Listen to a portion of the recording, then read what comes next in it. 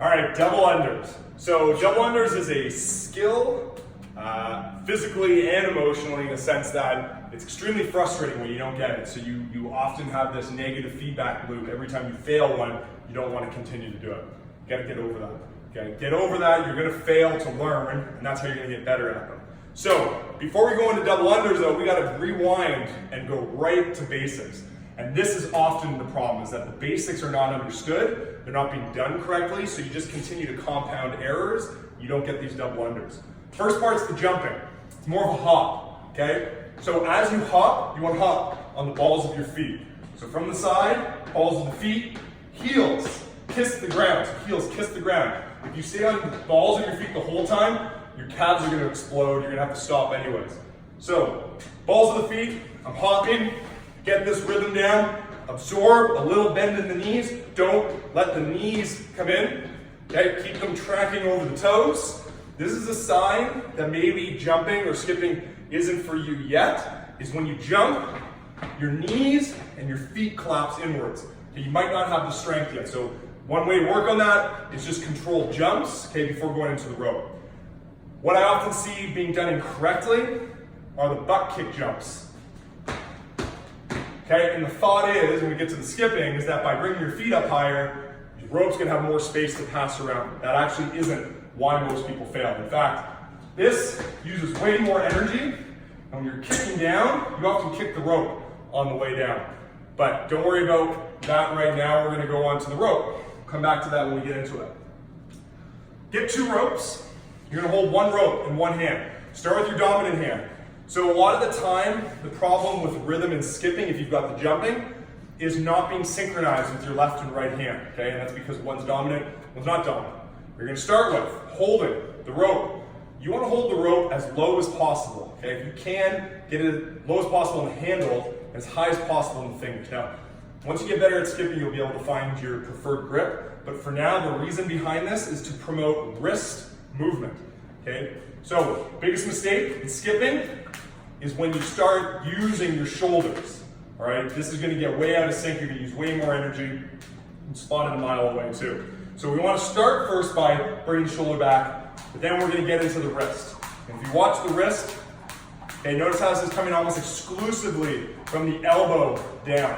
All right, my shoulder's staying pretty much stable. I'm not moving around like so. Once you've got that down, go to your non-dominant side, okay? And get onto this side. Now the goal here is to get it going straight forward and back. If you start going out to in, okay, you're not gonna be able to synchronize both hands.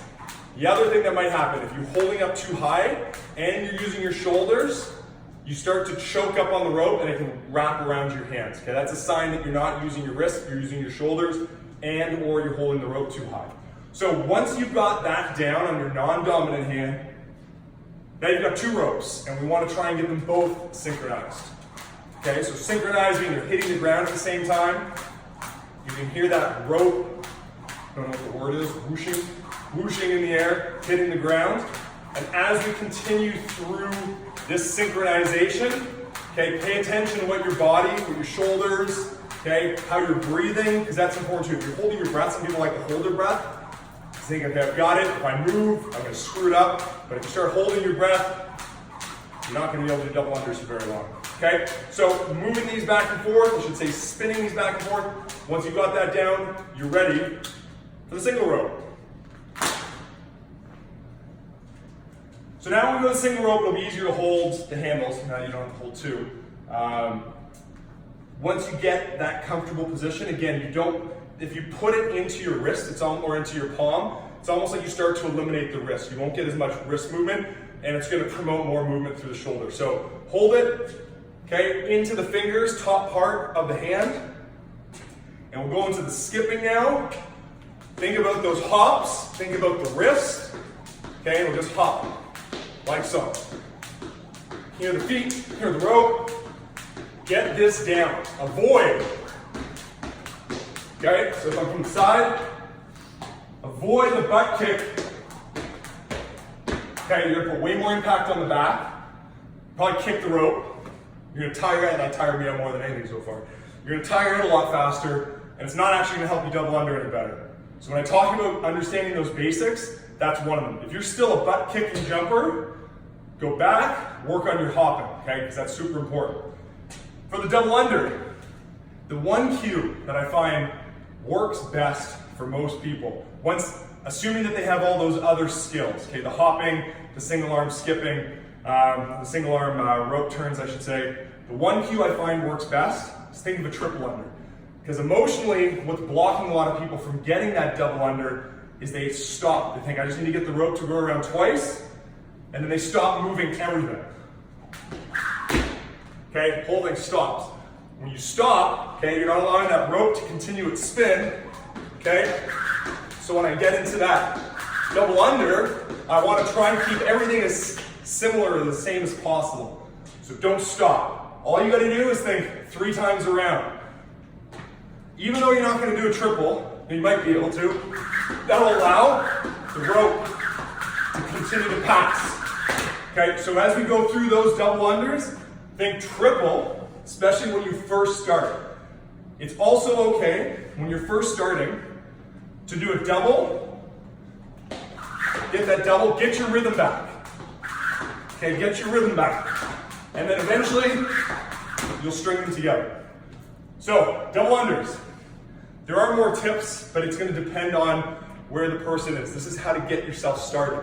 So if we summarize all this, first part, learn how to hop, learn how to spin the rope, your dominant hand first, then go over to your non-dominant hand second, then you'll get 2 ropes, synchronize them. Once you're ready there, so I have a different set of ropes. Once you're ready there, now you can go into singles, okay? Get your wrist action and your hopping synchronized. And then once you've got that, if you're first starting out, think about a triple. Now, string them together.